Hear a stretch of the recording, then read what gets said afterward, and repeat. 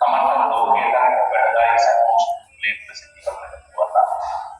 ඒ පුද්ගලයාගේ මේ ලෝක ජීවිතය සහ බෞද්ධයන් විසින් විශ්වාස කරන ලබන සංසාරික ජීවිතය කියන ජීවිත දෙකම සර්ව සම්පූර්ණ කරගන්න පුළුවන් බවයි වාසේ දේශනා කරනවා. මේ අනුව කල්පනා කරලා බලනකොට ඉරුණි මහත්මිය පමණක් නෙවෙයි මේ මහබල කියන ඒක උත්සාහකව ගන්න මාසාකරණය ප්‍රතිනාම මේ පොදු යථාර්ථයේ සත්‍යත මොකද අවශ්‍ය වෙන්නේ. සියම් අවබෝධයෙන් ඥානය ගමනක් විදිහටයි අපි මේ ගමන දකින්නේ. මිනිසුන් විදිහට අවබෝධය සහිතව ජීවත් වෙනවා.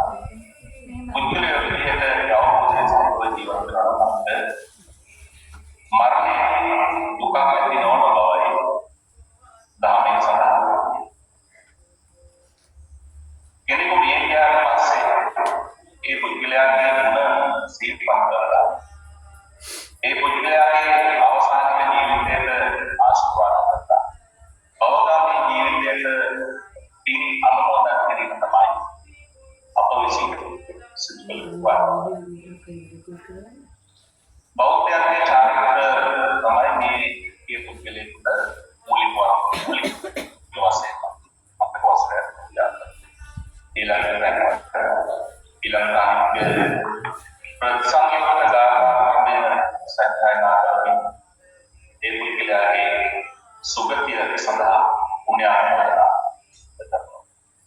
මේ මොහොතේදී ඔබ විසින් සෝදානම් කරගත්ත යොදුම් මතක වස්ත්‍රය ගෞරවනීය මහා සංඝරත්නයේ සම්බුද්ධ ශාසනයේ සාංගික පූජා කරමින් පූජා වේවා.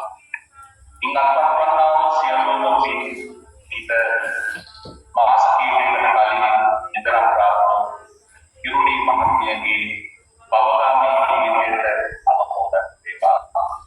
උපදින සසරේ මෙවන් අතිසිමත්වලට